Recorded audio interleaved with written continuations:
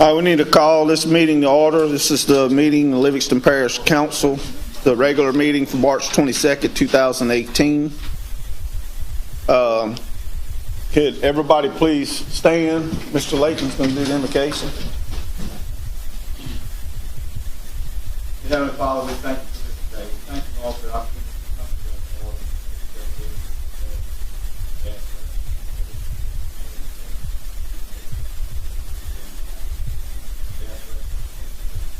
council, Lord, and the staff, and myself as well, Lord, that we would do the right thing at all times. In the name of pray now. Amen. Hey, John, you want to call them to the front? Yeah. Hey, I'd like to do that. Do you want to say it? We're going to have them come up first. Okay. They're going to lead us. Yeah, let me go on to that. Go ahead and get them to come up. We're going to wait for the Boy Scouts. Can all the Boy Scouts come up here? And they're going to lead us in that place. Just line up back here.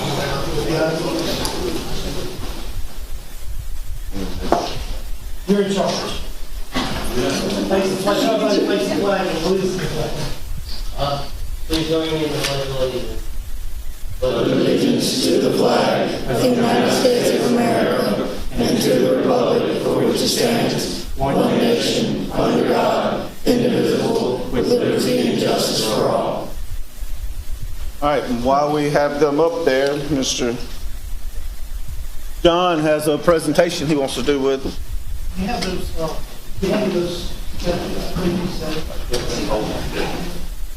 I'd like to take just a minute and say I spoke with one of the ladies from who's the mother of our local Boy Scout Troop 11, and I was very impressed because there's some things that I think gets lost in America. It seems like there's almost a war on the masculinity of men. And I believe when God established this nation, it is no stronger than the binds that we have as a family. And I believe that a family is, without a doubt, the most valuable core strength of this nation. If the family falls apart, everything falls apart. And God placed two great people together to make a marriage. Without a doubt, there is no replacement for a woman in a marriage. She is vital, she is beautiful, she is strong, and she is unreplaceable. She brings character to a marriage that is untouchable. Just as equal, God has given the strength of men. And I believe that we should not take lightly the benefits that we have as men. The masculinity, the strength, the leadership, the ability to protect our family. Just like we would protect this city or this nation or this parish or this nation. We have to give 100% as men.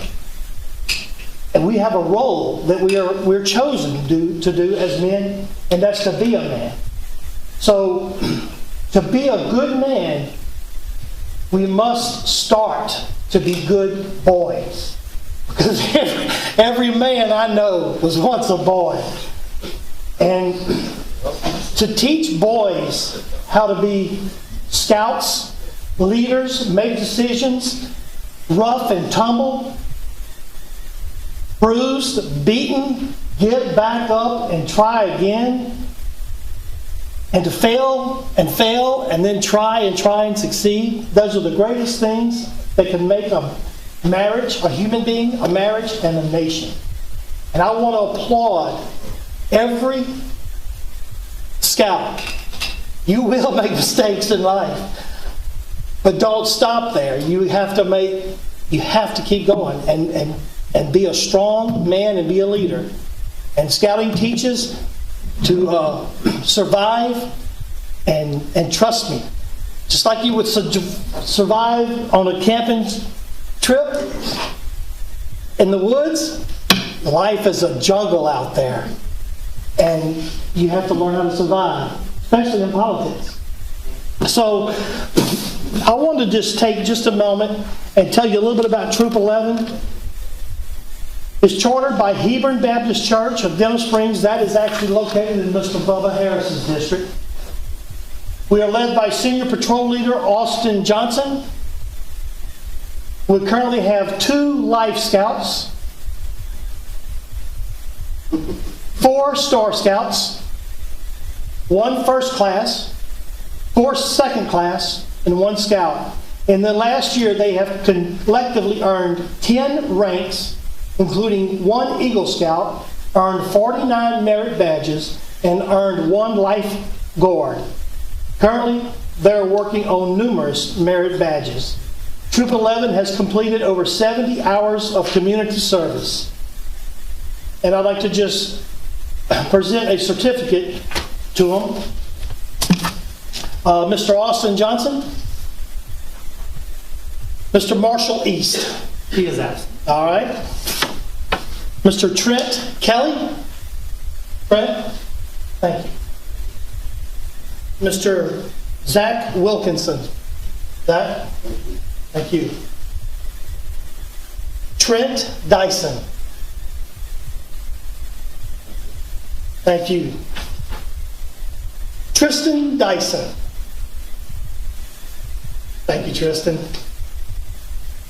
Joshua Wilkinson.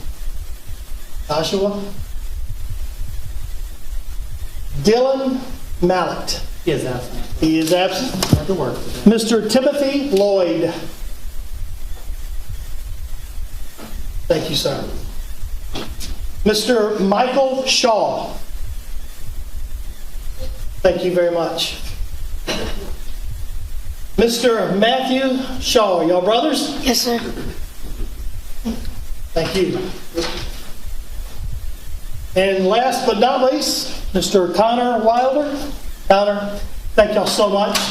And I hope y'all continue on with the Scout motto, which is what, by the way? Boys. Scout motto, be prepared. And it's only possible that these boys can become great men because parents step up to the plate. And if there's ever a reason why people go astray, it's because of parenting that doesn't step up. And I want to congratulate Mr. Rick Wilkinson, Mr. Jason Kelly, Brian Johnson, I'm in the back. back in the back, Miss Kat Dyson, thank you so much. Thank you so much for helping me put this on. And Mr. Mark Shaw. I want to say thank you, Scott, so much.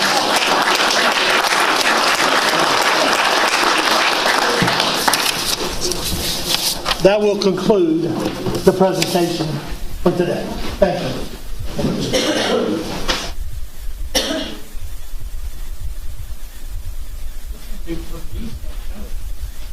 We got one. One of them showed up. Yeah. All right, Miss Amy, you call for the roll? Mr. Mack. Here. Mr. Ard. Here. Mr. Wascom. Here. Mr. Gurley Nels. Here. Mr. King. Here. Mr. Harris. Here. Mr. Talbot. Here. All right, I'd like to remind everyone, if you have cell phones, please mute them or turn them off. Also, if there's any public input wishing to address any of the agenda when we get to it, please come to the podium, state your name and your address, and we'll give you your time to speak. All right, we have one more presentation. Law firm representative.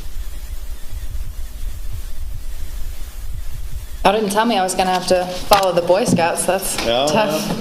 Put the pressure on you. Yeah. My name is Madeline Brumley. I'm from the Laborde Earls Law Firm. Our address is 103 Energy Parkway Boulevard, Lafayette, Louisiana, 70508. I'm here today to talk to you guys a little bit about the opioid crisis and about the opioid litigation that a lot of parish sheriffs and parish councils and police juries are engaged in across the state that's been consolidated into a national opioid litigation. I'm sure y'all have heard a lot about the opioid crisis. I know our Attorney General's talked a lot about it. Attorney General Sessions has talked a lot about it, and the President, of course, has talked a lot about it.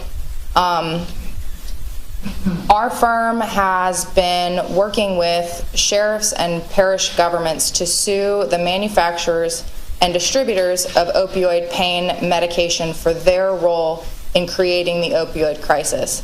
And I do say creating the opioid crisis. I choose those words very carefully because what you may not know about the opioid crisis is that back in the early 90s, prescription opioid medications were seen as appropriate for very limited circumstances, such as immediately post-surgery, for end-of-life palliative care, and for cancer-related pain. But the manufacturers of these drugs, namely Purdue Pharmaceuticals, realized that if there's a limited utility for these drugs, then there is a limited number of these drugs that we can sell. So what they did was they pumped millions of dollars into re-educating prescribers and the public about what an appropriate use for a powerful narcotic medication, such as hydrocodone or Oxycontin, was. And they convinced prescribers and the public that opioids were appropriate for long-term chronic pain. They marketed to doctors, physician's assistants, and nurse practitioners who didn't have the kind of experience and training in pain management to really critically evaluate these claims. So what we saw was opioids became readily available for everything from rheumatoid arthritis to lower back pain to migraines, and the supply just exploded. And as more and more people started to take these drugs for these long-term ailments, more and more people got addicted. And as doctors then later became less willing to prescribe these drugs, realizing their dangerous nature, a lot of these people turned to cheaper and more readily available heroin. So the heroin and fentanyl crisis that we're experiencing today is directly related to the misleading marketing campaign engaged in by these pharmaceutical manufacturers. We're also working to bring litigation against the pharmaceutical distributors of opioid pain medication because they have a duty to report large or suspicious orders. You know, our law enforcement and the DEA really relies on them to do this, to self-regulate in a way. But they too had dollar signs in their eyes and filled these large orders without reporting it to anyone. So for example, over the past 5 or 6 years, Louisiana has had more prescriptions for opioids filled than there are residents in the state. So there were enough opioid pills legally prescribed to people in 2015 to medicate every man, woman, and child for about 6 weeks. To me, that is inherently suspicious if we know that opioids are supposed to be prescribed for these very narrow set of circumstances. And this is having a massive impact on not just our nation and our state, but on parishes. You know, I know here in Livingston Parish, y'all are having a budget issue with your jail. The incarcerated population, the rough national estimates are that half of the people incarcerated have some sort of substance abuse problem. A lot of that is prescription opioids, heroin, and fentanyl. So if somebody is stealing to get money to feed their opioid or heroin addiction and they get called in or arrested, these jails, a lot of times their families are unwilling to bail them out because they think, you know, if little Johnny's in jail, that really sucks, but he's not using there. So let's just keep him there. And in the meantime, the parish and the sheriff are having to pay to feed, house, and treat this person. It also has a burden on your court costs. on like social services and healthcare, on your employee healthcare costs. I'm just here to talk to you a little bit about the lawsuits that we're bringing that are happening across the state, that some parishes are electing to opt into in order to try to recover some of the money that they've expended dealing with the opioid crisis on behalf of their citizens, as well as recover some funds to abate the opioid crisis, because the national figures on that are that opioids are costing overall nationwide about $80 billion economic impact annually, and that it's going to cost anywhere from $800 billion to $4.2 trillion nationally over the next 10 years to abate this crisis. So if anyone has any questions about the crisis or about the litigation or about my firm and the work that we're doing, I'd be happy to answer those now. Question.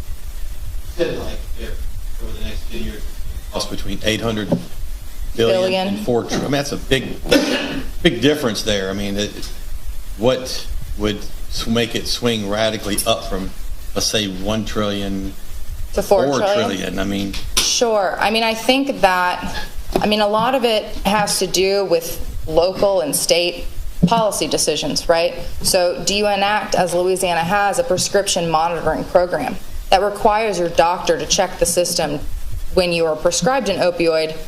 You know, have they been to the ER 5 times in the past month to get, with twisted ankles or the like, that would indicate that this patient is pill seeking?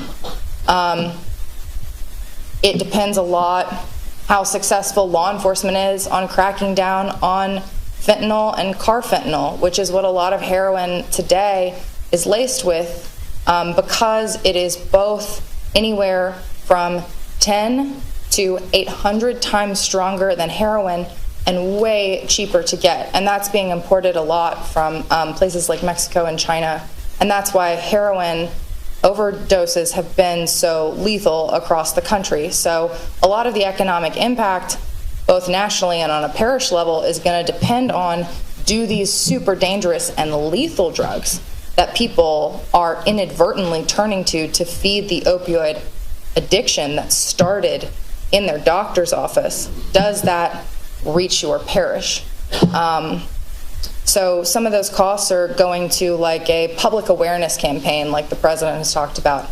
A lot of those costs are going to criminal justice costs. A lot of it is to make available medication-assisted treatment like Suboxone, which is basically, you come into a clinic, you get it every day so that you're able to function in your life. And some of it's going to making Narcan, which is a drug that, if injected or inhaled, can reverse the effects of what would otherwise be a fatal opioid overdose, as well as adolescent intervention, because somewhere between 10 and 20% of high school age kids have self-reported to have tried these drugs for a non-medical purpose last year.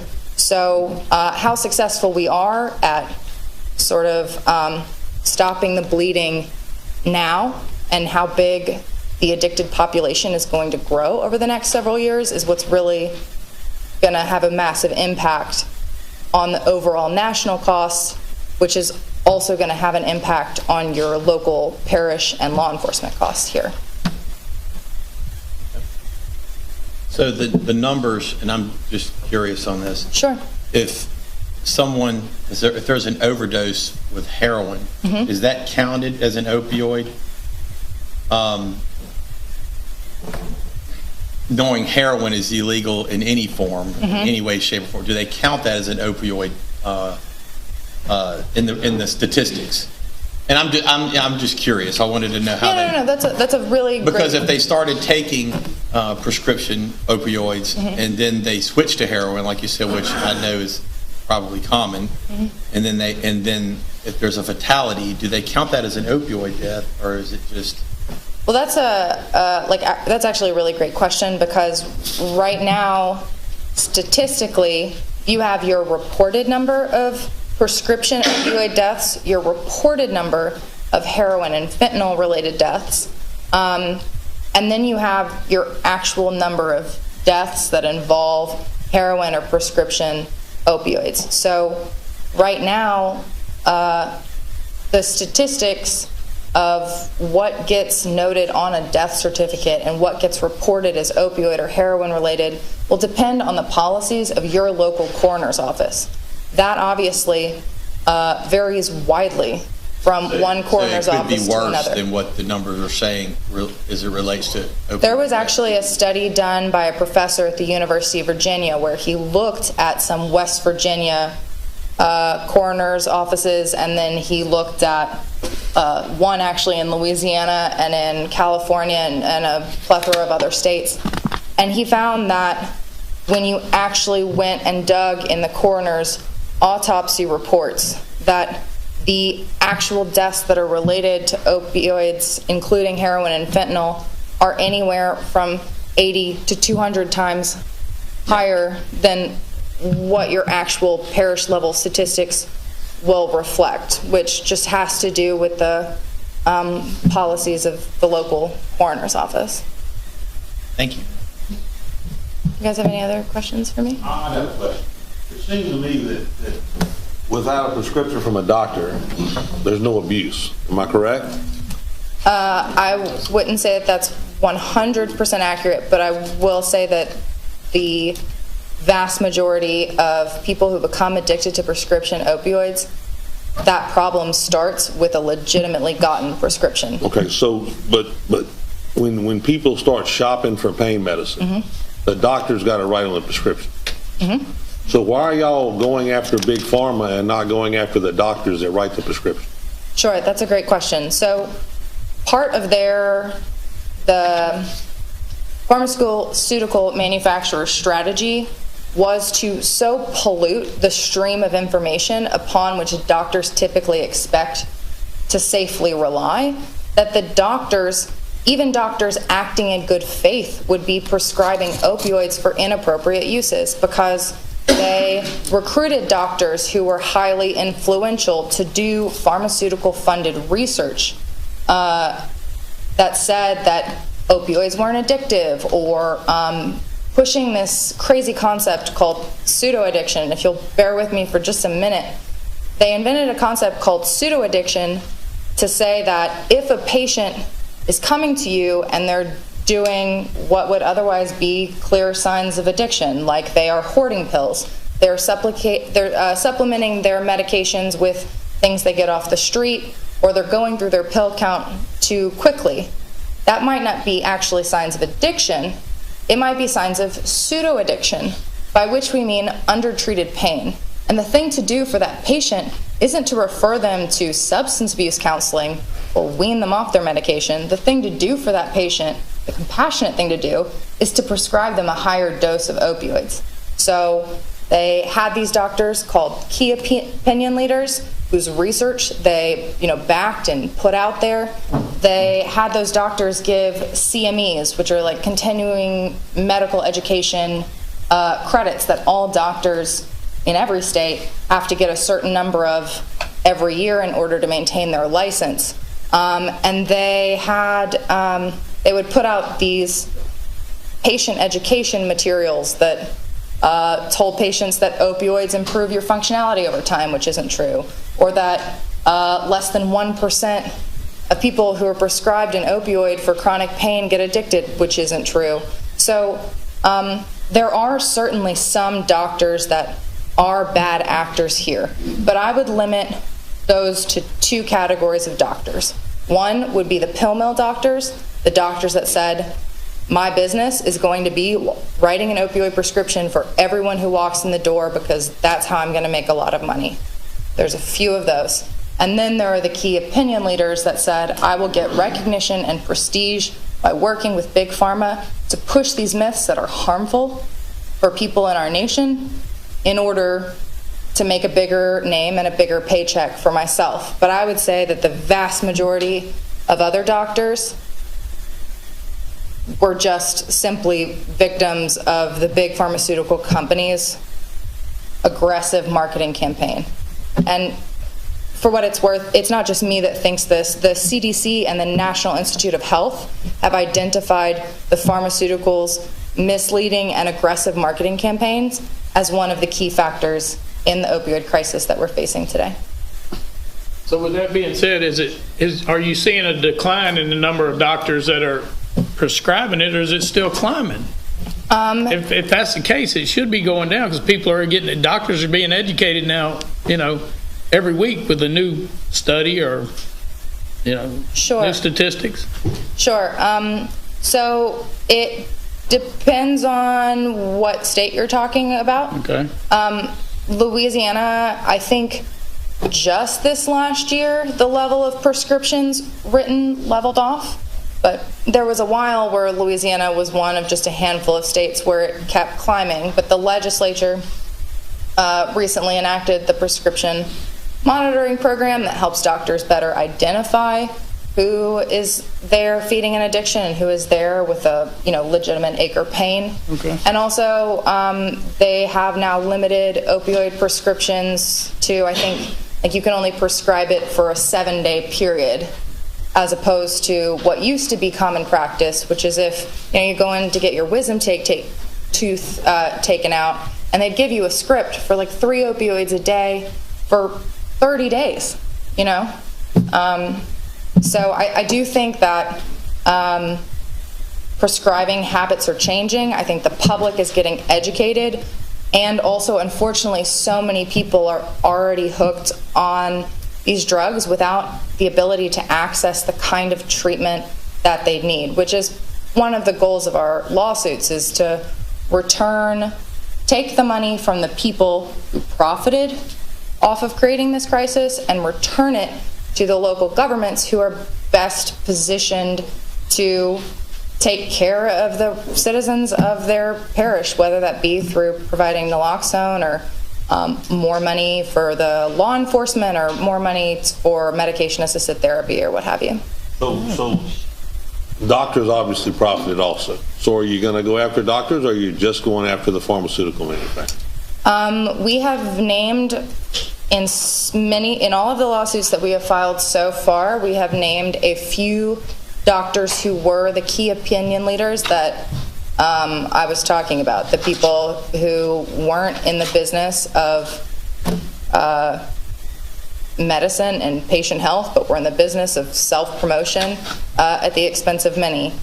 But really, the goal is to deter this kind of behavior in the future, as well as put funds in the hands of people who can do something about the crisis. You might run these doctors into bankruptcy, but really, who hired those doctors? Who came up with this plan, and who has the resources, because of how many, like billions of dollars a year in profits they made off of peddling these drugs, to be able to pay the damages that we expect a court to rule that they have to pay to put the funding in local law enforcement and governance and what have you. But ultimately, if the local doctor doesn't misprescribe or overprescribe the drug, then there is not a problem.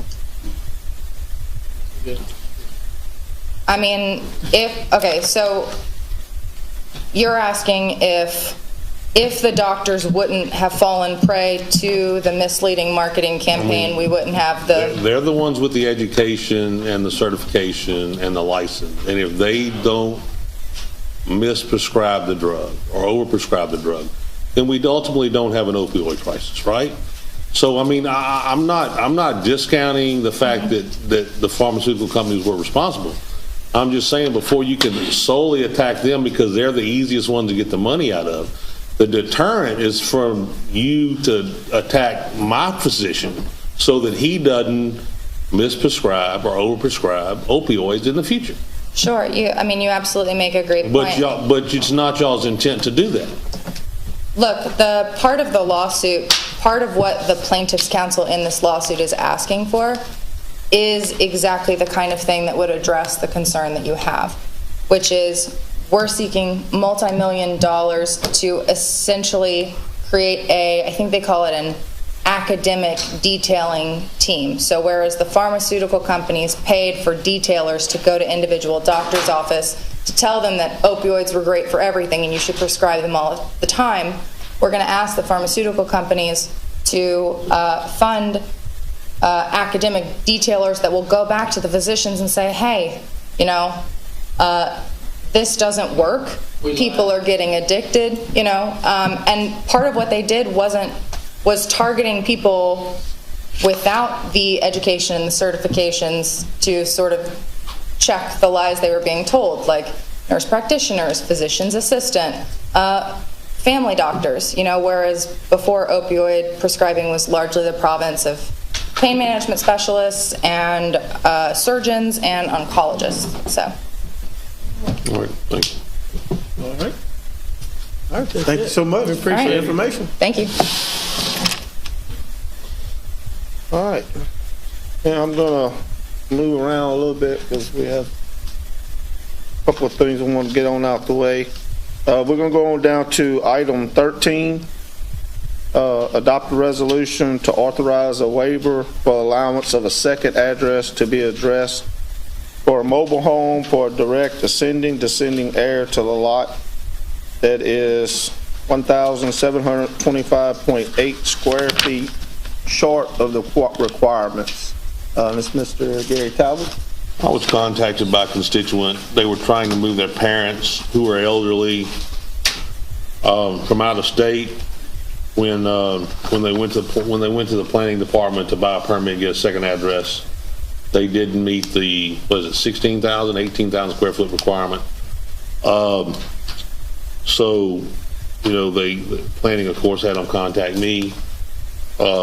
We contacted the health department, and the lot is actually large enough to satisfy what the state requires for a mechanical sewer treatment plant, but it doesn't meet our requirement.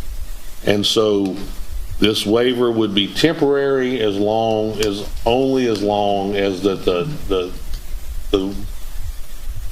relatives were living in the trailer. And once they left, then the address went away. And they understand that's what the waiver's for.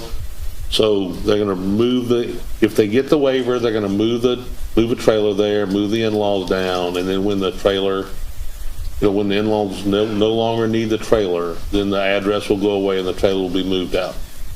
And so, that's what they could basically afford to do given the situation.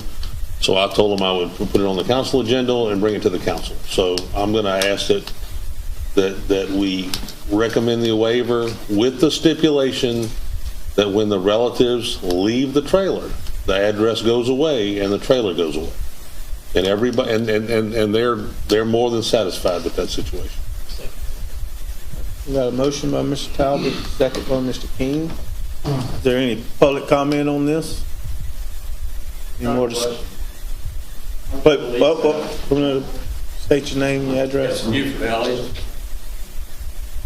Denham Springs. How would you police that, Mr. Talbot? They're supposed to be buying the permit in the relative's name, and then when the electricity needs to be moved or they're no longer, available, DEMCO will then shut it off based on what's happening in the public. So the policing would be by two individual names on the utilities. One would be in one name, one would be in the other. Yes, sir. Okay. It's basically, in theory, it's kind of the honor system, but it's not. Yeah, the property has been. No, they've been different than they are. Okay. I understand. We put a stipulation on it, which if we find out about it after the fact, then we can easily go in and move them out. But without the stipulation, then the address will be there forever. And we've seen that happen throughout the parish. At least with the stipulation, we can always, if we find out after the fact that they're violating it, then the parish, Chris, I'm assuming the parish would have the ability at that point in time to eliminate the address and require it to be moved. Am I correct? Well, it would be difficult. The gentleman makes a good point. Typically, you now police that just like you do any other permit. So when they changes ownership, or lease, somebody else wants to lease it, they've got to get the account in their name. And that's, you just don't have the resources to go. Unless you keep that account viable. Right. Just because a person passes away or moves away doesn't necessarily mean that the account goes away. I'm quite sure that has happened, but typically it's when it's within the same family, Yeah. But so it's not a perfect system by any means. I mean, I agree, but I guess my point was, if we didn't put the stipulation, then the address would be there forever. I agree with that. If with the stipulation, if let's say, 10 years from now, we find out that, Mama and Papa are no longer there, and they've rented it to somebody, could we then fall back on the stipulation and eliminate the address and try to eliminate the Yeah, I mean, I think so. I mean, we've never had to go that road, but I mean, we could explore that. If that which, I mean, it gives us an opportunity to do what we couldn't do in the past. Yeah. I mean, theoretically, we'd So, have to no, it's not a perfect system. No, sir, it doesn't sound like it. Thank you.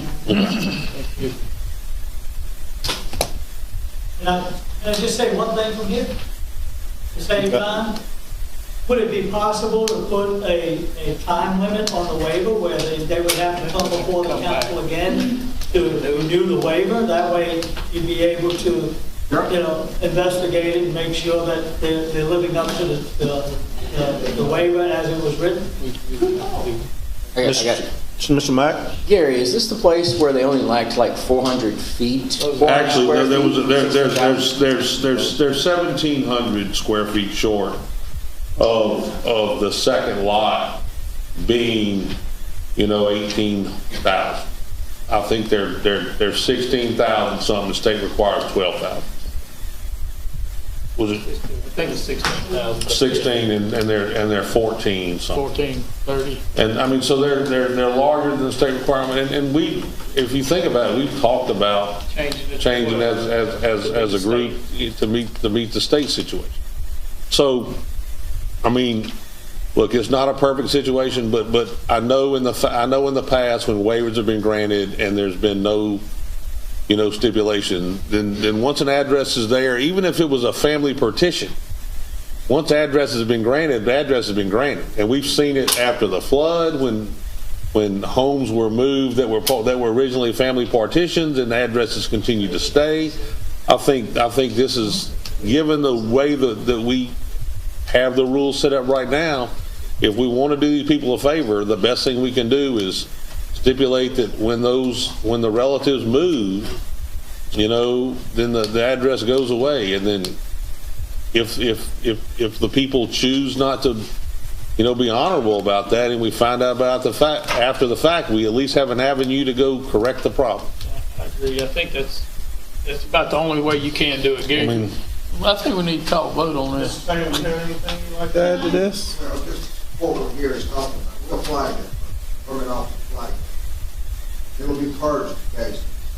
There's a mechanism in case. This is the lady right here. Yes, ma'am.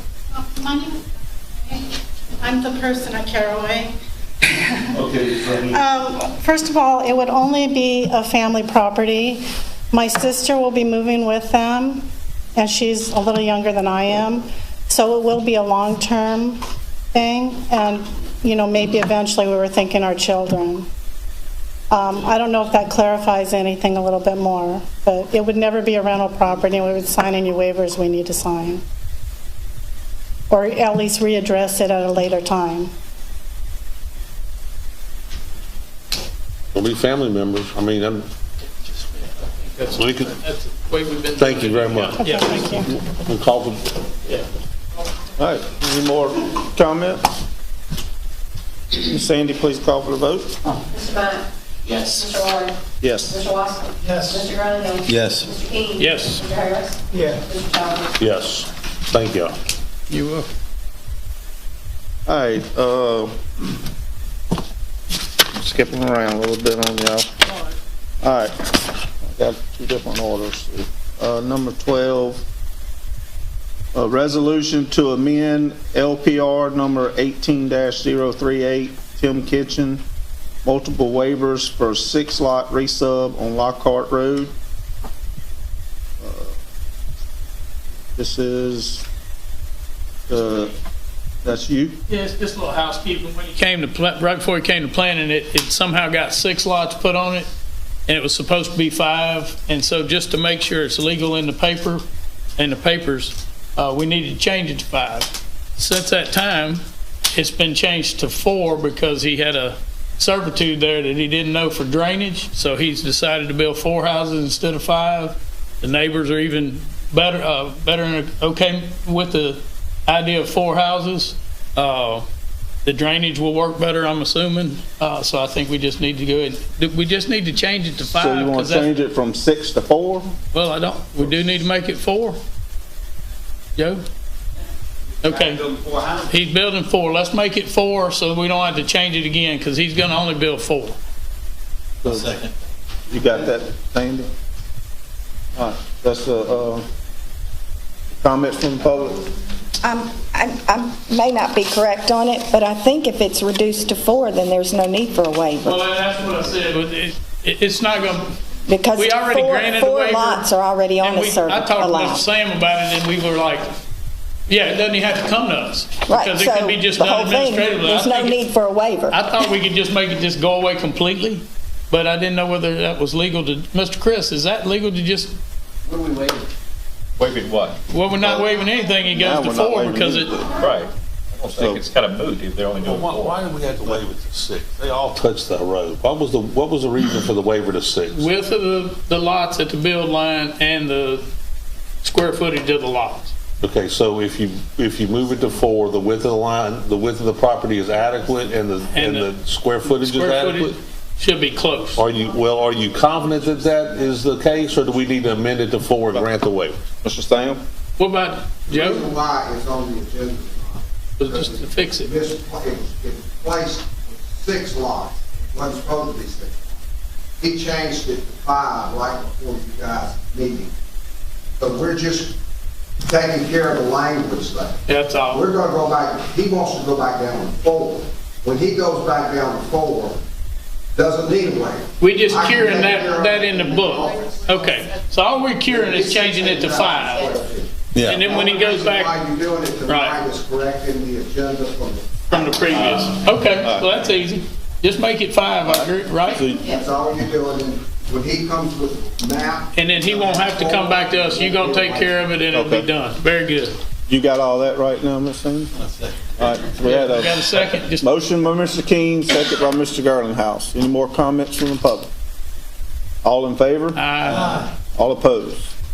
Okay, that was fixed. All right. Now, next one, 14, resolution to approve a waiver for the building addition to Remnant Church of God located on Highway 190 in Walker to allow the insurance of a certificate of occupancy without the parish review engineer's approval. Mr. Garlinghouse. The Remnant of God Church built a, I guess, like a fellowship hall behind their building, behind their main sanctuary. And they have actually paved all that, did the drainage. It's very nice. All of it's paved, all of it's set off nicely. In the process, they put the back corner of the addition over the drainage line. So it's not the parish engineer won't sign off on that because it's not supposed to be under the edge of the building. So I would like to request a waiver for them so we can go ahead and get their approval so they can get the electricity hooked up. The pastor said in the future when they do a major renovation or something, well, now they would go ahead and move the line when they bust it up, and I think they have something set for that in the future. But I'm just asking. I would like to make a motion for us to go ahead and accept it as presented. All right. We got a motion by Mr. Garlinghouse, second by Mr. Harris. Any comment from the public? Any more comment from the council? All in favor? Aye. All opposed? They were great. All right, moving around for one more, and then we'll get back on track. Resolution authorizing the Department of Public Works to install a no truck route sign on Lloyd Stewart Road. Mr. Mack. Yes. Mr. Lloyd Stewart lives on the Parish Road. It's a very narrow road. It's a dead-end road. And it's right next to the, it's an industrial recycling plant there on Pearson Road. It's right down the road from it. A lot of the truck drivers get confused and they pulling in on Lloyd Stewart Road, and it's messing the road up. There's really nowhere for them to turn around. It's a really big issue. So he asked me to see if we could put a no truck route sign on that road. And so I asked tonight if you guys would help me pass a resolution. I want to make a motion that we pass a resolution to put that no truck route sign on that road. Let's do it. Isn't he the only guy who lives on the road? No, he's not. He's the only address on the road. Well, there's another driveway off of that road. There's a trailer. There's some other. I think there's another house there. I got you. He's not the only person that lives on that road. Did y'all read the exceptions? I mean, there's a list of exceptions about. The trucks, yeah, there is. Yeah, I read it. So is it? I mean, if people turn on the road accidentally, even if we put the sign up, I mean, it's. I think it's part of the. I'm not sure that there's anything that's going to be done to them if it's an accident. No, but I think that maybe before they make that turn, they would see the sign and maybe not go down there, and it would eliminate the problem. I think that's. I don't really see where it's a big deal. Oh, interesting. Motion by Mr. Mack, second by Mr. King. All in favor? Aye. All opposed? All right, now let's get back on track. All right. We are now entering a public hearing. Do I need to get a vote to go in the public hearing? Nope. All right. This will be adoption of LP ordinance number 18-04 to call for an election to amend the home rule charter as it relates to term limits. Is there any discussion from the public on this?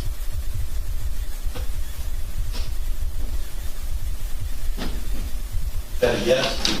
Yeah. My name is Wesley Sorensen, 25751 Plantation Avenue in Denham Springs. I'm for and I'm against the resolution. But I'm here just to give you guys a little information because nobody was part of this council when I was a member of the Home Rule Charter Commission in 2015. We worked as a group for a year to come up with 20 to 25 different things that needed to be changed about the Home Rule Charter. 3 of the old councilmen, previous council people, decided they didn't want to do any of it. And all they wanted to do were certain ones. They did them, they passed them, and that was it. I understand about the bond service. This has all got to be done now so that the bond commission can do their deal to it, and you won't get it on the November elections because it won't cost the parish much money, which is great. My thing of concern is, there's 2 things. First of all, I was at the meeting, the forum, in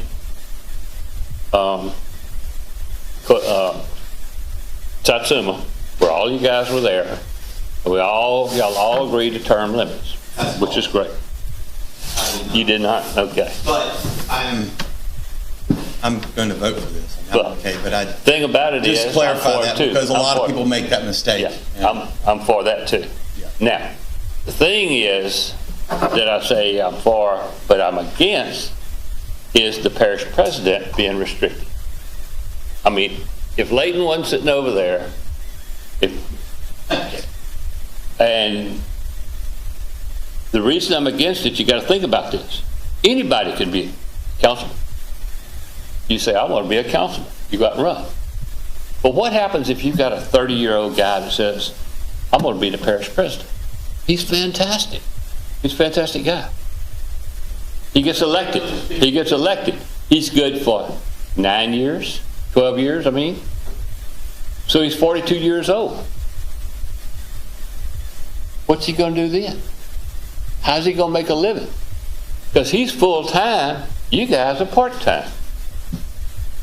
So you got to think about this. Part-time anyway. You got to think about, you got to think about that. So all that's doing is restricting who can be parish president, will run for parish president, to be elected. Well, I think And this is one of our things that we came up with on the planning commission. And we discussed this long and hard, and we all agreed, same thing, that person that qualified to be parish president, it's not fair to put term limits on them. Look at your parishes around you. Look at Ascension. Look at Tangipahoa. Look at West Feliciana. Don't look at East Baton Rouge. But those people have been around a while. And think about it. I know you want to get it done. It's got to get done now if you want to get it on the ballot for November. The thing about the term limits are, you go with 3 using the dates that you have in the resolution, that puts you guys to 4 terms. This term plus 3 more, right? We tried to do the retroactive. I was told we couldn't do that. I know, that's why I was trying to figure it out. So, I want to be up there for 16 years anyway. I mean, at some point in time, if the public has said they want term limits. Right, I agree. Okay, so the reasoning that a councilman needs to be term limited and a mayor doesn't makes absolutely no sense to me. We could have a 30-year-old councilman that at 42, he can't be a councilman anymore. I mean, it's the same situation. Yeah, just like the legislature. Professional wise, it's saying he can't be we work in councilman regular jobs too. for another term. Oh, I get it. But, I mean, and maybe this is being naive, but if you're running for parish president, if employment is your main reason for doing it, then, I mean, I'm pretty sure Leighton, whenever he ran for parish president, and go, hey, I'm going to go run for this office. 32 and he's only been in, what, 6 years? Look at him. Is that what you're getting at? He's 100. No, that's not what I'm getting at. I'm just saying employment is not the, I don't think employment wasn't the main factor. He's full-time. See? Yeah, he can't make a living professional, sir. like you with the cleaners. Professional job. Let me tell you, if you're a good parish president for 12 years, you're not gonna have a hard time finding a job when it's over with, because you managed a pretty darn big company. You're right. Any way you figure. So I mean, I understand what you're saying. That was our hold up on that. Is that if you get somebody in here good. Well, why? I mean, you guys are piecemeal in this. Why not form another charter committee and let's work through the whole thing again like what we had? Took us a year to do it. I think the public sentiment is that they want term limits. I mean, I agree. That's my. Yeah. That is what I get when I stick my finger in there and I do like this. The public sentiment is they want term limits. Now, I will say that most people, or a lot of people, don't understand the downside to term limits. Right. And there are. There are a bunch. There's a bunch. But just think here too. You put that on that November election. I mean, the election. What's the state going to put on there? What's other people going to put on there? Everybody's going to say no, no, no, no, no, no, no, no. Well, I mean, it hadn't cost you much money. I know. I'm not a gambling man, but I'm willing to bet term limits are going to pass. Just saying. Here's my whole deal is that we have Congress that is terrible. They've been in there 30, 40, 50 years, and they need to go. They don't have term limits on them, right? Got the president, got the governor, got our senators, got our representatives. If we don't start local with term limits, how can we ever get them to get out of office and let some new, brighter, fresher eyes in there to see what's going on? The state level, I know they're good for 3 terms, right? As a representative. Then they switch over around for senator, and they run for 3, and then they flip flop back. Nothing in the Constitution well, says they can't. Run, for governor, So. Oh, but I put it out there. You got to do it now. Oh, well, I'll be called out. Because you're the only parish president around. We absolutely understand what y'all came up with, and it makes perfect sense. Are they going to be two separate votes? No, it's one It's vote. going to be one vote. You either vote for term limits for Or you all of don't. us, or you vote for term limits for none of us. So maybe they'll understand now that you explained it, why we don't need to make it on Get out a of full-time politics president. for y'all against y'all on it. I just No, I was wanting to understand. bring it up. I got you. So that you That was very understand wise. why we put it on there to change it. To have it just on the council and not on the, we got it. Okay. Exactly. Yes, sir. I think I'm the oldest person that has anything to do with this. Dirt. Yeah. And I'm hoping I get to serve one more term after this one. And let's hope. I'm gonna try for it anyway. Yeah. But, hey, after that, I'll be way out of bounds. Bubba, I might not even be here then, Well, so it no, don't matter. You know? we don't know that. We don't know that. I'm pretty sure you are the oldest person. Yeah, but I'm older than Bubba. so- In the room. No, I'm older than Bubba. I'm only 70, so. All right. Thank you, guys. Thank you, Yes. bud. Any more comments on this? Any comments? We go. My name's Richard Wilkinson, 26633 Evelyn Drive, Denham Springs, Louisiana. And I would like to say, I would like term limits on everyone. And I understand there are some very fine gentlemen here, but when you're here too long, you get in a rut, things stay the same. We have some great congressmen from Louisiana, but the longer they're there, the worse they get, because all they're worried about is keeping their job.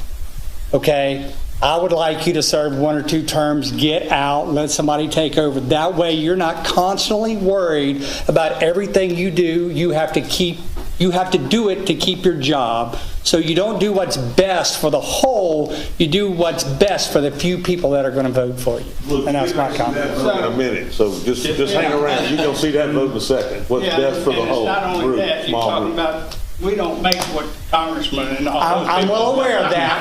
However, by doing certain things, you can't allow yourself to make more money. No, we can't. Yeah. Okay. No, we cannot. Please tell me. Yeah. No, it's not. Hey, can we start paying committeemen? Since the home rule charter was enacted, Yeah. I feel we're going to be the first group to put it up. So, we're the ones who are going to put it up and let the people vote on it. Yeah, you're talking about in Livingston Parish. That's right. Yeah. So, Yeah. I feel that's the way the vote's going to go anyway. All right. I get a motion to, I'll make the motion. I'll second. motion. Well, all right, first I need to close the public hearing. Ms. Sandy, you need to read by title. Times ordinance 1804, this is an election ordinance called on a special election to be held in the parish of Livingston, state of Louisiana on November 6, 2018, to authorize the amendments of certain articles of the home rule charter of the parish of Livingston, state of Louisiana, to provide for term limits for the parish president and the council members making application to the state bond commission and providing for other matters in connection with it. Got a motion by Mr. Talbot, second by Mr. Garlinghouse. Any more comments? Shane, you good down there by yourself? You wait. All right. Ms. Sandy, call for the vote. Mr. Mack, Yes. Mr. Ard, Yes. Mr. Wascom, Yes. Mr. Girlinghouse, Yes. Mr. King, Yes. Mr. Harris, Yes. Mr. Talbot. Yes. All right. Motion passes. Number 9, adopt the minutes from the March 8, 2018 regular meeting of the council. So moved. Motion by Mr. Wasson, second by Mr. Harris. All in favor? All opposed? All right. Parish President report. Anxiously waiting over there. Yeah. Hey, we love you, on the Thursday. It's okay. I just look bad. I just look bad. Men rode hard to put up with. The Amen River Basin has asked us to make March Flood Awareness Month, so I have a proclamation. So I would ask the council to support a proclamation naming March as Flood Awareness Month.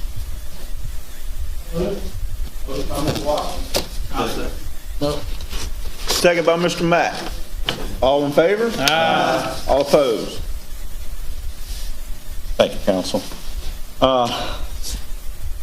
We have an annual resolution required by TOTD for the Council on Aging Transportation Program, which basically authorizes the parish president to execute and fill out any applications on behalf of transportation needs for COA.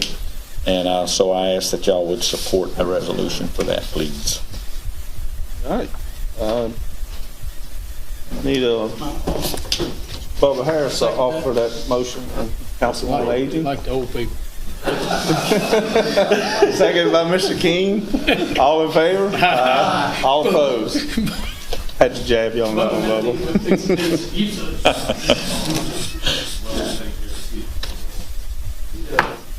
All right.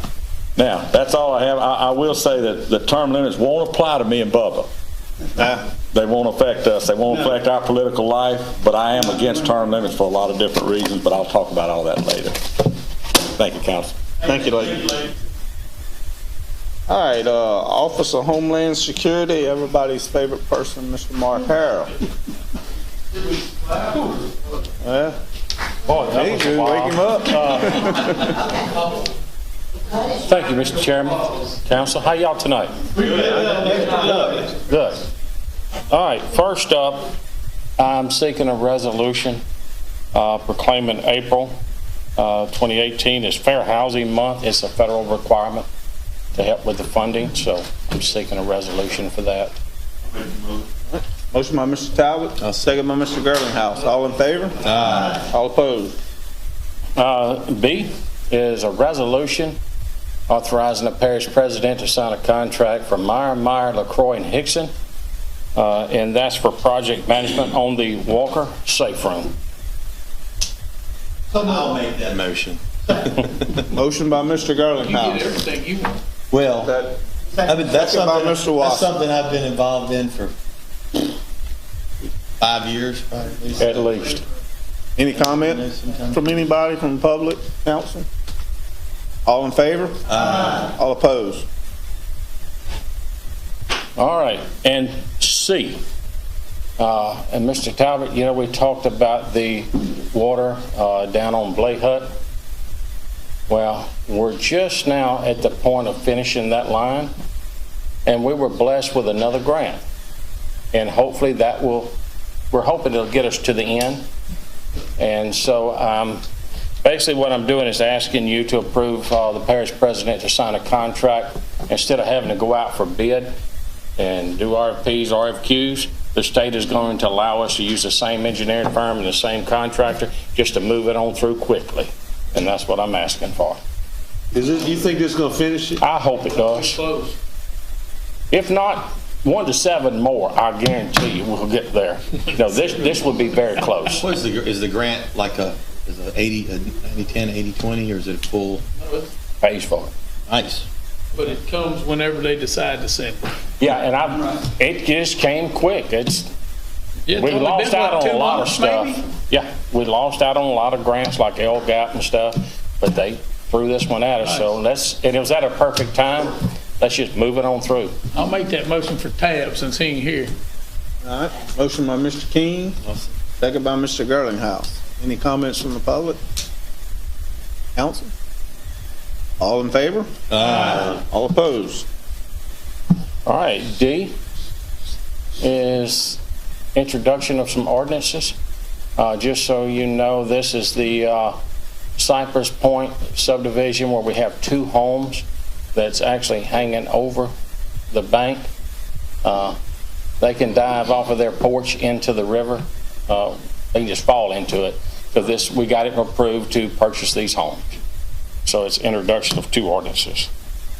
See them kind of houses go, but I hate to see those kind go because they've been, but when it's too far gone, it's time to go. It's a dangerous home. It is. Both of them. Is it just washed out? Yeah. On the 2016 flood, it went probably 20 feet underneath the homes. The water was rolling, son. And this is a subdivision that we ended up getting the NRCS funding to buy the whole subdivision and turn it back to green space. Unfortunately, with that grant, everyone must be included, and we had some holdouts. So we went back and tried to rush this through in our last application with FEMA to do an acquisition. Nice. All right, motion by Mr. Harris. I'll second. Second by Mr. Watson. Any comments from the public? Council? Read by title. This will be proposed ordinance 1809. This is an ordinance to acquire movable property for the parish of Livingston pursuant to the Hazard Mitigation Grant Program, project number 1792-063-0004 Livingston Parish.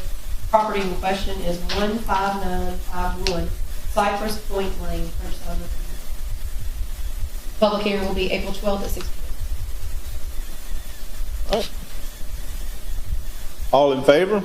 Aye. All opposed? And we have one more next to it. Do you need to read it again, Miss Sandy, and add the other address? This one is going to be proposed ordinance 18-10. This is an ordinance to acquire movable property for the parish of Livingston pursuant to the Hazard Mitigation Grant Program, project number 063-0004 Livingston Parish. Property in question is 15957 Cypress Point Lane, French Side. And the public hearing will be on April 12th at 6 p.m. All right, can I get a motion? Motion by Mr. King, second by Mr. Harris. Any comments?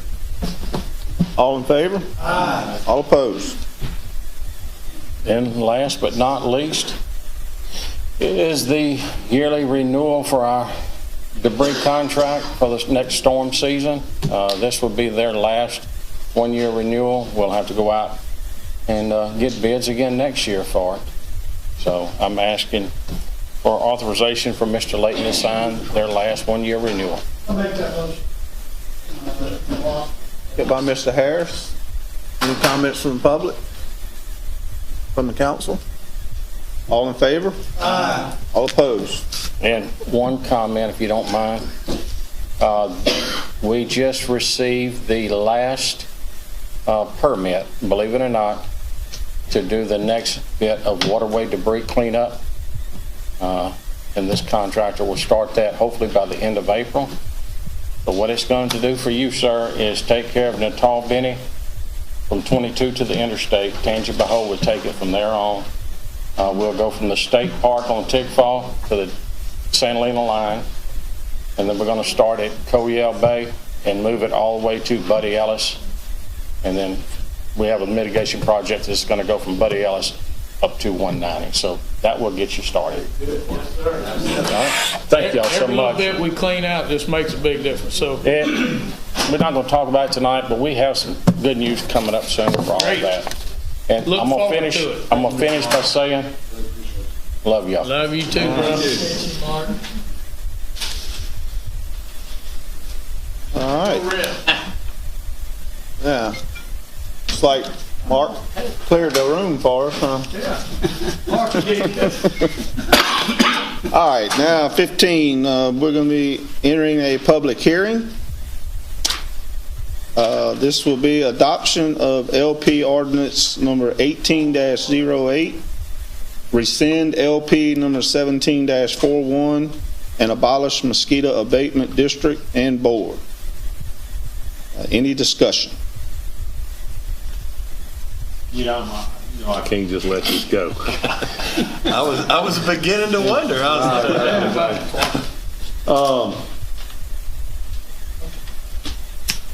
We can talk about it. Do it to a motion. We can do it the right way. We need a motion to. All right.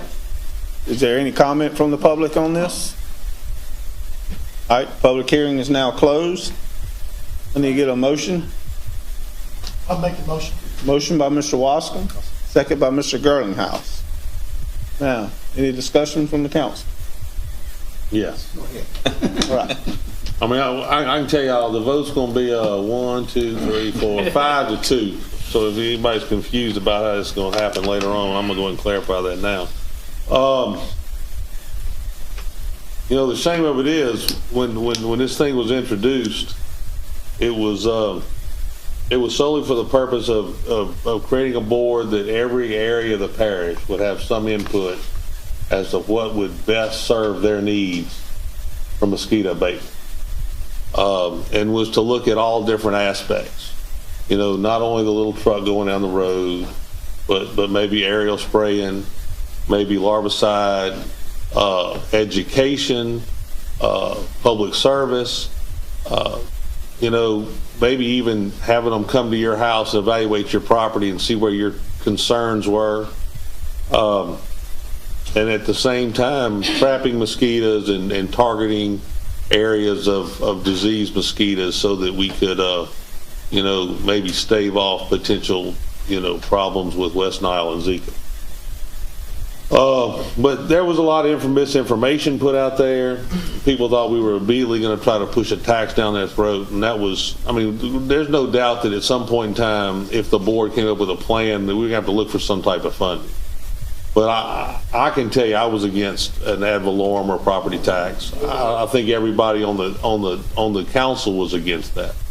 I think there was probably, with education and a fair fee, assessment, that we probably could have passed this thing. I know there's people on here that say it couldn't. There are people that say that spraying's dangerous. There's science that says that if it's mixed properly and done properly, it's not dangerous. People say it kills bees, and some of it will if the bees are out, but that's why you spray at night, because the bees aren't out. But it's kind of a moot point at this time, at this deal. The thing I want to stress to the council is, we were elected to be leaders, not to run polls. If they wanted to figure out what the majority thought on everything, they could have elected a bunch of pollsters. But we're trying to put together something that would have a plan for the parish and then maybe put it to the people and do some education. Trust me, it's not everybody I've talked to in my district has been for mosquito bait. I'm gonna tell you right now.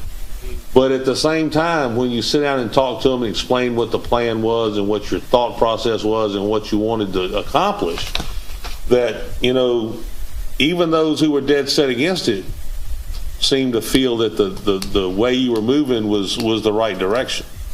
So, what you're getting ready to see is an easy vote. You're going to see people vote because it's easier just to say the majority doesn't want it, and you don't have to explain it. Some people are going to tell you that the chemicals are poisonous. If they're not sprayed properly, then I'll grant it. There's a group of them that are poisonous, and there's a group that's not. They're going to tell you that nobody wants it. Well, you know what? That's not exactly true. We know from previous elections, there's a group that wants it. It might not be the majority. But what we don't know is the majority didn't want it because they were against mosquito abatement, or the majority didn't want it because they didn't want to fund a property tax. And we're never going to find that out, because we're going to kill this board and we're going to try to put mosquito abatement behind it, so we're not going to talk about it and we're not going to want to present it to the people, because in theory, they've said twice they didn't want it. In actuality, 3 times they've said they didn't want it, and 1 time they said they did. Let me tell you something. There's been legislation in this country that's taken years and years and years to get passed. If leaders in this country over periods of time would have not had leadership on their mind and not gone against the majority and kept putting stuff on the ballot and kept moving forward, women still wouldn't have a right to vote. But there's been stuff that's taken time to develop and taken more than 1 time to get passed. And that's because we've had strong leaders in the past who are willing to do that. I'm just telling you that because mosquito abatement got beat twice because they put a property tax on it that overfunded the program, doesn't mean that the people of this parish don't want mosquito bait. It means they didn't want to pay a property tax and put extra money in the coffers of the council or the parish president to spend the way they felt they wanted to spend it. The whole purpose of putting this board together and creating a separate type of government was so that whatever way they chose to fund it in the future and the people approved, the money would go to that place and could only be spent in that place. It wouldn't go in the general fund. It wouldn't be available to be taken and spent by whoever was in office any way they saw fit. It was going to be quote unquote earmarked. Now, we can't earmark stuff anymore. It's illegal. But we can darn sure fund a particular government organization that money can only be spent in. And the whole purpose of making the board 9 people was so that everybody in the parish was represented. So what you're going to see tonight is an easy vote. It's easier to vote to dissolve the board than it is to try to explain to people through leadership while we're looking toward the future. This group could put a plan together, and the same 6 people that don't want to have mosquito abatement board could vote to stop us from putting it before the people. So they're in no reason for not trying to put the board together and do some studying and do some educating and formulating a plan, other than the fact it's easy. That's all I got to say. Comment. Just very short. I just want to thank all y'all for listening to everything from your constituents and from us. I want to thank all the people that stopped by my dry cleaners, that stopped me coming out of church and begged me to please keep this board in place so that one day we may get a chance to decide for ourselves whether we want to bring back mosquito abatement. And I explained to them that there's 6 councilmen that don't want to even discuss it. We want it to go away, hide it in the corner. You got to be stronger than that, guys. You got to keep boards in place that are, especially when one's directed for one particular thing. It's not to do anything else. Gather information. The people that I speak to, half of them, like you said, some of them want mosquito abatement, some of them don't. Had one call today. Under no circumstances are y'all to approach doing a property tax. I said that would never happen while I'm here. I ask you to do a property tax for mosquito abatement. And it's just, I talked to several councilmen today, and I'm being assured that there may be a chance in the future to bring back the board and vote on it again. Well, why? Why wait? Put it in place. We'll work on things down the road. Get all our information lined out. We already have the board, but we want to make a 9-person board. We could go with a 5-person board, which leaves 4 districts out. They have 0 say. That wasn't the way that Gary mentioned it to me. I was trying to figure out what to do, and Gary goes, why don't we do this? I'm like, that sounds fantastic. Everybody gets to say, just like in planning. Right, Joe? You got 9 representatives in the planning board. That's right. So if we did that, everybody would get an equal representation. Just like, why else do we have 9 people? We got 9 districts. So if we kept the board in place, we could do our thing. If you didn't have time or didn't think you wasn't getting paid to be on it, you could put somebody in your place if you didn't have time to do what your people wanted you to do or didn't want you to do. But I think it's just wrong to get rid of it before it gets started. We found out some great things the other night. It was hard listening to some of the things and some of the people that had problems. I've been doing some homework in the background, find out there's no-fly zones you can register so that if you do aerial spraying, they know where not to spray. You know, so it wouldn't harm your bees or chickens or whatever you got, you know. But those are the things that we wanted to put a board in place for so we could address all of the shortcomings of the previous mosquito abatement program. I was asked by a lady a while ago. She said, if you get the right plan in place, I will be for it. If you tell us how you want to fund it and we're, you know, and it's something that's equitable and fair to everyone, I'll be for it. I'd vote for it right away. Didn't it? You heard him. I didn't hear it. You heard him. Anyhow, that's all I need to say. You know, like Gary said, I think this is an easy vote. I think it's a very hard vote. If everybody in the parish is against this, and I'm standing up saying, no, we need to keep it, maybe it's hard for me. Not easy. But, you know, do what y'all want to do. I know what I think is right for my people in Livingston Parish. Well, any more comment? Yes. When we decided to form the board, it was going to be for a fact-finding mission. I wasn't really for the board, but I was for discovering if the science has changed. Has the science changed?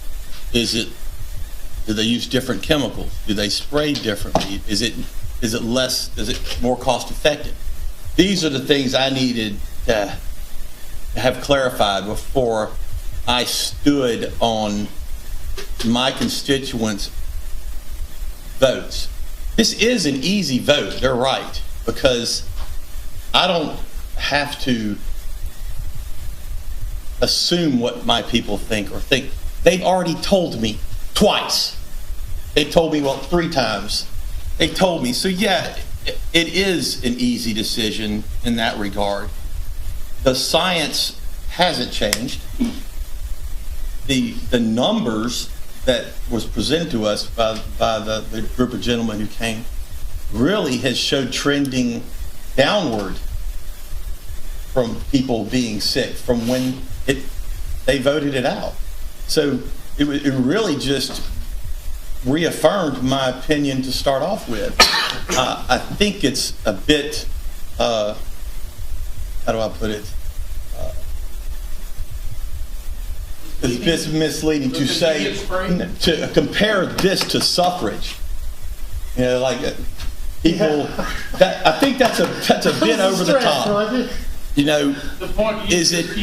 Throwing that out. No, he said it. He said it. I just said, My point. Mr. Todd. Hey, one at a time. One at a time.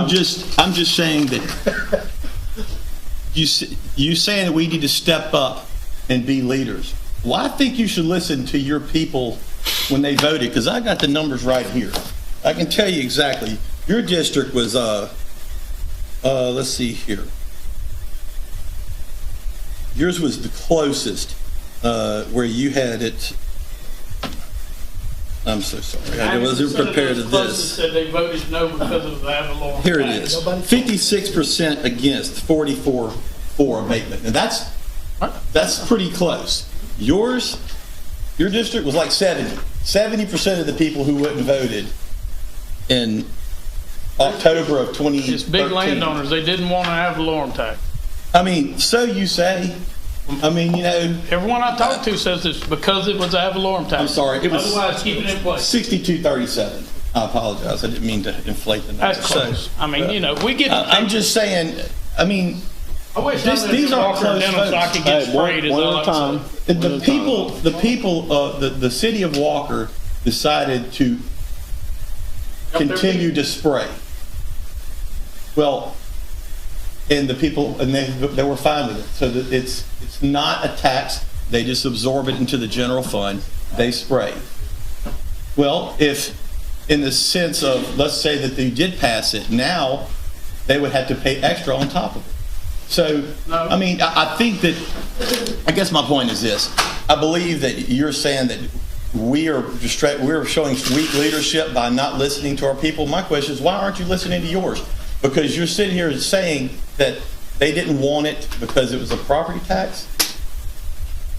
I can tell you right now, and since we've been discussing this, I've had 0 calls on abatement. 0, for or against. So when I get opinions from people in my community, I get it at the basketball game, at Walmart, Carter's, and Walker. I ask them. I haven't had one person tell me, oh, bring it back, I want it. And I don't just represent Walker. I represent outlying areas too. And so I guess you are correct in one sense. I say it is an easy decision for me. All right, any more comments? Smack?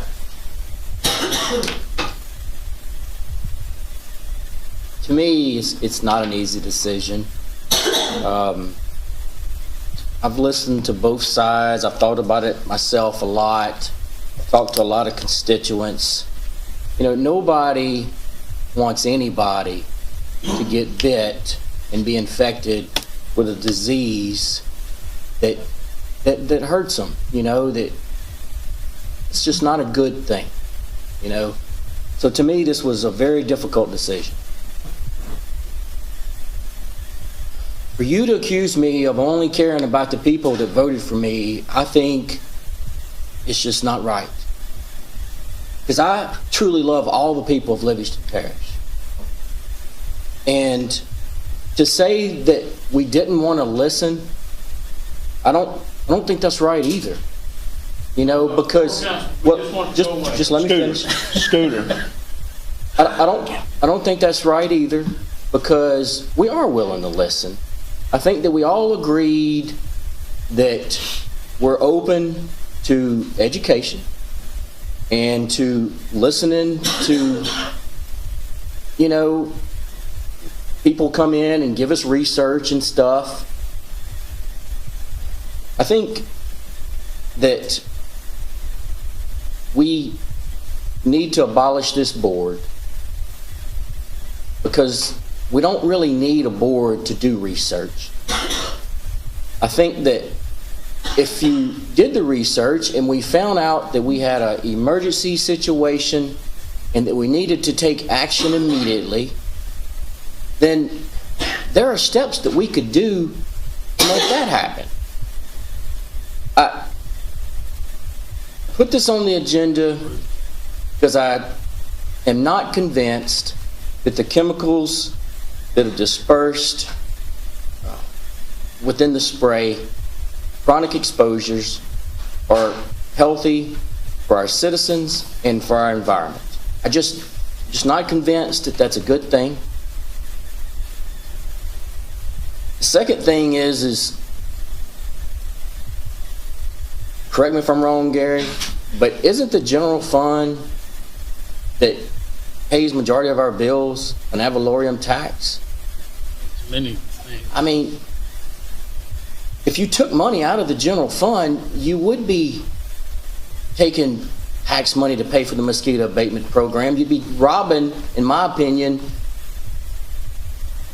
the good things that we're trying to do now by moving water, you know, trying to get rid of stagnant water and all those types of things. I don't think it's a good idea to take money out of the general fund to fund a mosquito abatement program to cover the entire parish, because, I mean, think about how many acres you would have to cover. And, I mean, it would just take a buku amount of money. And if you decided that you were only going to spray a certain area, well, I mean, how fair would that be? I mean, go answer those types of questions, and maybe one day we'll talk more about this, you know, but at this moment, I just think this is not a good idea. It's not a good direction for Livingston Parish. And I'd like to abolish the board. And it's not personal. It's not personal. I just think that's what's best for all of Livingston Parish. And so that's what I had to say about it. All right. Before I call for the vote, I want to add that, you know, we've had what I'd call two major meetings. One where a lady from Shane's district come and spoke about, you know, what caused her to be in the wheelchair. We've also had the people that come and educate us, and we have learned unbelievable amount about mosquito abatement, mosquito control, and we did it with no mosquito board. We did not need a mosquito board to learn everything that we have learned. So that's why I'm going to vote the way I vote tonight. And it's not because of pressure I'm feeling. It's because I feel like we're learning everything we need to learn just by having people here and discussing it. So, all right. Is there any comment from the public? I have one question. How much does excuse me. My name's Hilton Lloyd. I live at 21649 LA Highway 16 in Denham. That's the south end going toward Port Vincent. When we first moved here about 10 years ago, they'd spray and they wouldn't, they'd spray and they wouldn't. And I found out from my neighbor, if I put the red dot out in front of my driveway, they would come down my driveway. Okay? It's about a football field. Okay? And when they started coming down my driveway, the mosquitoes disappeared. Science has changed. When we were kids on our bicycles, remember you drive behind that mosquito truck that blew out that fog? Remember? We all did it. Well, now you walk down the driveway when the truck's leaving and you breathe it in, you don't even know you're breathing in. Okay, so I don't think it's going to hurt anybody. I really don't. The mosquitoes are out in full force already, and it's only March. They're coming. Sure, they're standing water. We can't do anything about that right now, but we can do something about the mosquitoes right now. So if you live in an area that's full of mosquitoes, you'd vote to keep it. I guarantee you, you would vote to keep it. No ifs, ands, or buts. Thank you. Any more comments? Does the board cost anything? No. Not enough. Don't cost anything. Why? Get rid of it. Now, if it's costing us something, they crash it. It's strictly for fact finding so that we can get it. The problem is that Shane actually said he isn't for taking money out of the general fund. If this becomes a problem, make no mistake, the money's coming out of the general fund to spray this parish. So it is cost. It's going to cost us a bunch. If there is a problem and we don't have a mosquito abatement program in place, it will come out of the general fund. Your tax dollars that you didn't get to decide that it is used for will pay for the spraying. They did decide. See, that's No, I'm talking about the general fund money. You don't get it. That's No, that's I where it's do going to get come that. from. It's going to come out of the general fund. All right, we're gonna just keep beating on this horse. Miss Sandy, read by title. You got a couple people.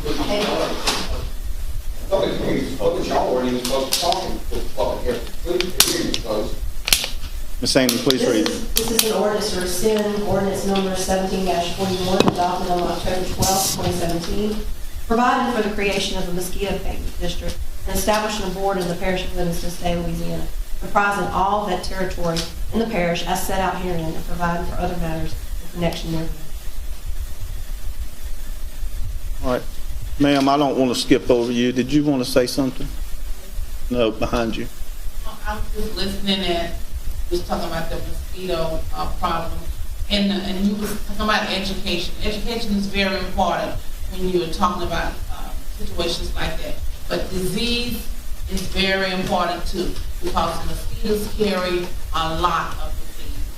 Healthcare professionals, mosquitoes is bad. But now, someone said to look at the property. When you're looking at the property, you have to look at this stagnated water. So if we're going to stop doing the spraying, are we going to do better for the stagnated water in all these communities? And that's why I'm here, because I have a big problem with stagnated water, and it's been there for a long time. So yes, mosquitoes is out. Mosquitoes is bad. So what are we going to do for the people? Not for some of the people, but for all of the people. After this vote, we're going to do absolutely nothing. But that's true. That's not true. I don't. That's not good. Really? So what are you going to do? What are we going to do next week for mosquitoes after this vote? This is getting out of hand. Miss Sandy, call for the vote. Wait, motion by Mr. Mack, second by Mr. Waston. Mr. Mack. Yes. Mr. Ard. Yes. Mr. Wascom. Yes. Mr. Gurley-Nose. Yes. Mr. King. No. Mr. Harris. Yes. Mr. Talbot. No. All right, motion passes. All right, number 16, we're going to be entering another public hearing. This is adoption of LP ordinance number 18-02, amend section 13-50.2, construction procedure. And this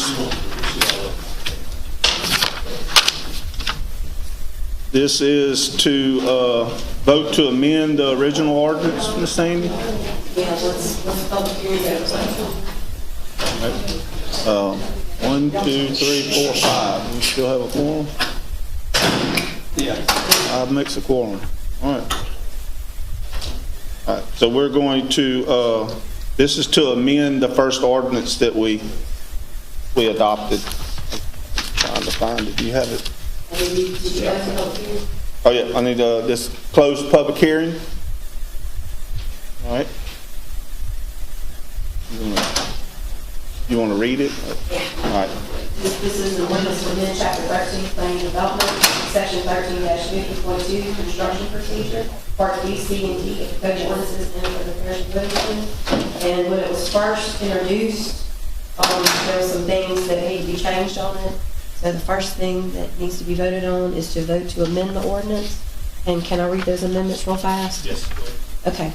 This will be to amend proposed LP Ordinance 18-02 by adding parts A, B, and C. Part B will now be known as Part E. Part C will be Part F. Part D will now be known as Part G. Part E will be Part H. Part F will now be known as Part I. Part G will now be known as Part J. Part H will now be known as Part K. And the last Part L will now be known as Part L. Those are the amendments to the original ordinance. We need to vote to amend the ordinance first. All right. Can I get a motion? Mr. Mack, you got something you'd like to say on this? Oh, no, I just want to make that motion. All right, motion by Mr. Mack. Second by Mr. Harris. Any comments from the public on this? What adding A, B, and C? What is the verbiage? What are we I can kind of explain that a little bit. now or the next part? I can kind of explain that a little bit. You want me to? Yeah, go ahead, Shane. Okay. I worked with the parish review engineers. I worked with the planning department to make some positive changes to the construction ordinance. And the positive change was we're going to require a meeting between the developer, landowner, and the planning department and the parish review engineers before actually issuing the permit to just review all the requirements. We're having a lot of problems with the developers and not a lot of problems, but some problems with the developers and contractors thinking they know all the rules and trying to do a good job of abiding by them. But then once we go out and we actually inspect it and the money's already spent, we got big problems. What we want to do is have a little meeting in advance before the actual construction permit is issued and just kind of go over the whole project and all the things that needs to be abided by to try to explain to everybody, you know, what the rules are so the development is developed the right way and we don't have to backtrack and then people ain't asking for waivers, you know, and things like that, you know. So that was the original intent of this. It was a positive thing. And then we put in here a little bit of verbiage about it would be the responsibility of the owner, developer, contractor to contact the planning department when it was time to inspect, you know, in different phases of the construction project. So roads, for instance, you know, you got to put in a good base in order to have a good road. And we ran into a little issue where, you know, somebody already had the base built and was pouring asphalt and money was already spent and then it just was a big mess. So we're going to get some inspectors out there to try to catch our mistakes in advance. And that's going to be a really good thing for everybody, the developers, the people, the parish itself. It's just going to be fantastic. And when we made these changes, we made a little boo-boo and deleted, it gets to be kind of complicated, a section that should not have been deleted.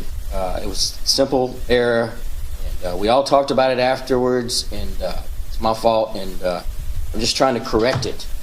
So if we amend this like we're talking about, the ordinance will have never changed because we had never adopted it with those changes that I mistakenly deleted it when I added this wording in there. And it'll strictly just be, the change will be this. When this is done, the change will strictly be just adding this verbiage right here in red ink that y'all have in y'all's packets, which is the good thing. Was we talked about the meeting, we talked about having inspectors go out at certain stages of the project and requiring the developer to contact the planning commission, parish review engineer, hey, I'm ready for you to come inspect, you know, that type of thing. And all that'll be talked about up front. And then and there's one more thing, if the discretion of the planning, this is just some of the verbiage we had to put in there to get it right. At the discretion of the planning director, parish council, or parish president, a pre-construction meeting may be required for commercial and multifamily developments also. You know, so this is all about trying to develop Livingston Parish right, and the amendment is extremely confusing, but it's because I mistakenly deleted a section that shouldn't have been deleted. So we need to fix that, and if we do that, that part will never be changed, and then these additions will come after this vote. You know, be just adding the meeting, the inspector, and then we may do that. So hopefully I explained that right and well, and if you go back and do your research after this, it'll prove that what I'm saying is the truth. All right. So at that, I'd like to make that motion. It's the right time. Do we need to close public hearing first? Have we closed yet? I think we closed. Did we? We did? I thought we closed. Close it just in case. All right. Then we'll get a motion from Mr. Mack. Second from Mr. Girlinghouse. All in favor? Aye. All opposed? All right. Move on to 17. We're going to open the public hearing again. I think we need to vote to Oh, yeah. That's right. We do. Now we have to vote to. All right. I'll put that in. Here we go. Vote to adopt the ordinance as amended. I'll make a motion. Motion by Mr. Girlinghouse, second by Mr. Mack. All in favor? Aye. All opposed? And we move to the next. All right, 17, we're entering a public hearing.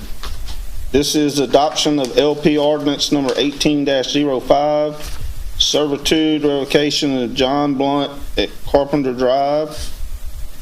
Is there any discussion on this?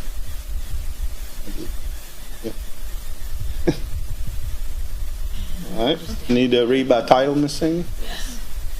This is an ordinance revoking the dedication of any quitclaim in favor of John Blunt, 60-foot servitude of passage identified by the crosshatch portion shown on the map, showing survey of the revocation of the 60-foot servitude of passage cross track SC-2 located in section 24 E6SR3E Greensburg Lane, Livingston Parish, Louisiana, by Brett J. Morton, professional land surveyor, dated November 17th.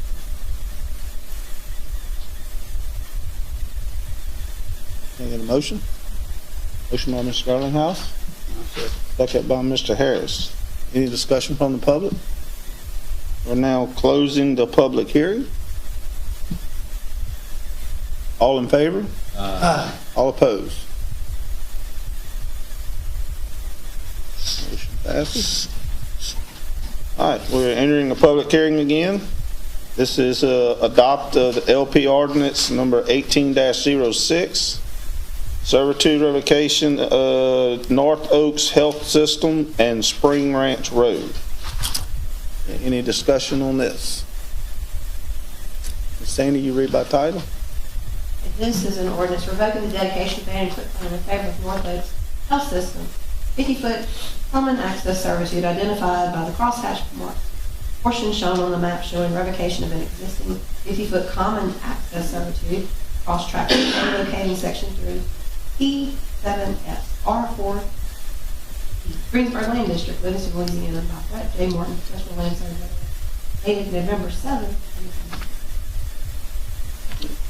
Get a motion? So, motion by Mr. Wasson, second by Mr. Girlinghouse.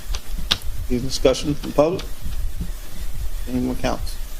We're now closing the public hearing. All in favor? Aye. All opposed?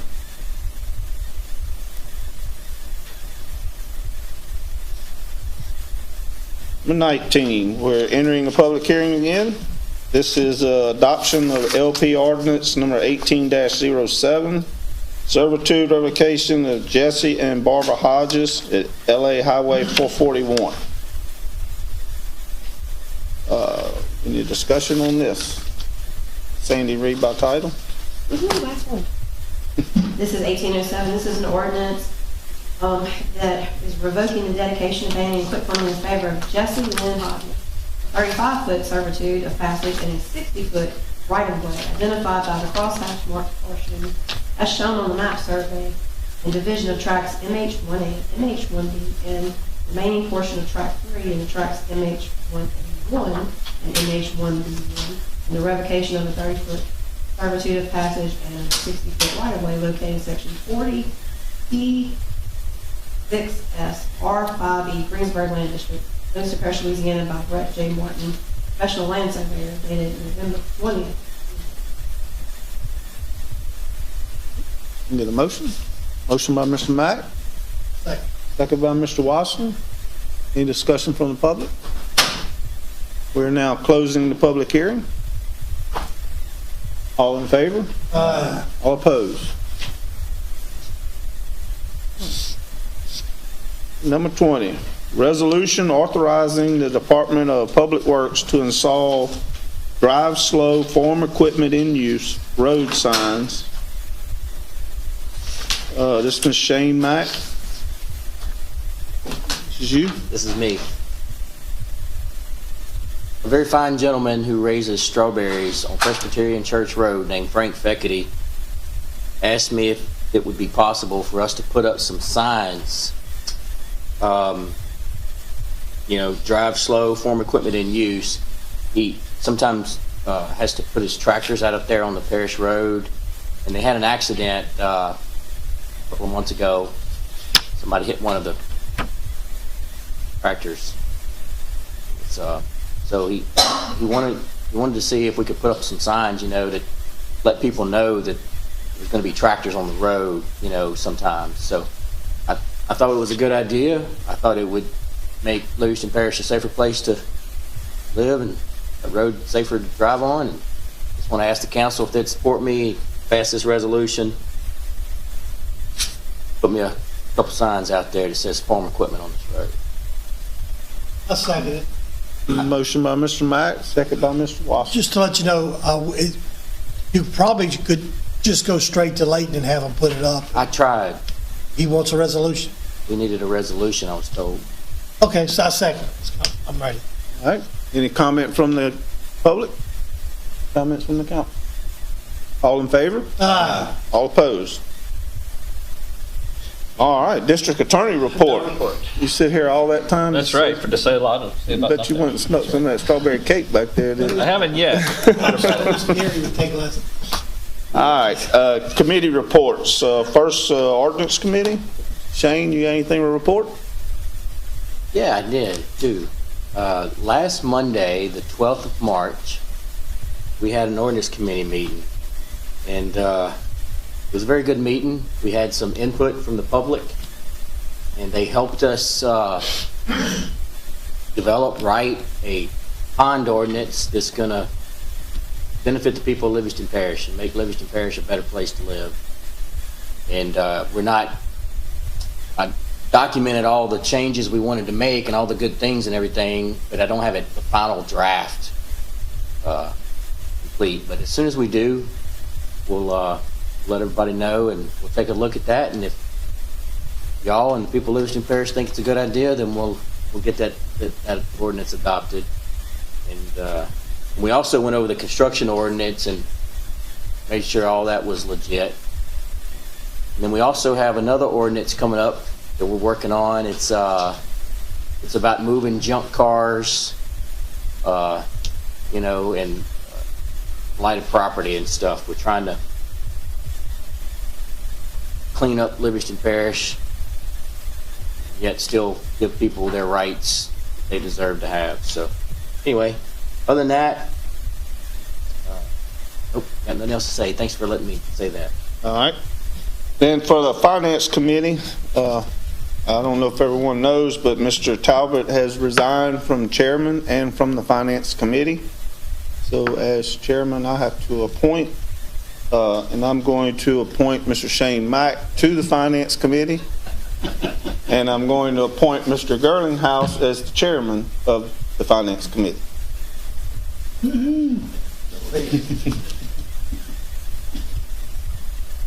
All right. Second. You need a motion for that? No. I was told I had the power to just make that happen. So I appreciate that, brother. I got you back.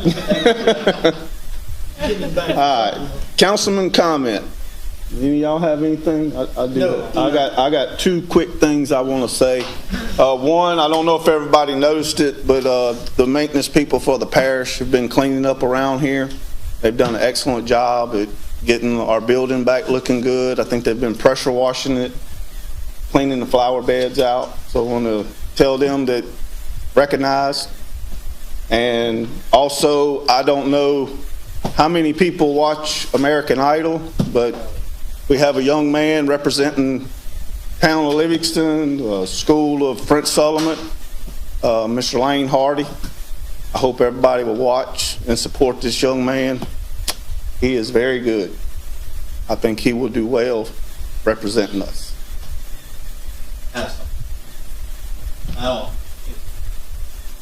Last meeting, my alma mater was playing in a playoff, the semifinals, and so we couldn't go to that. Me and Jeff missed it, but we went. They won that game, and they went Saturday. And I don't know if you've seen it or watched it or heard of how that game went.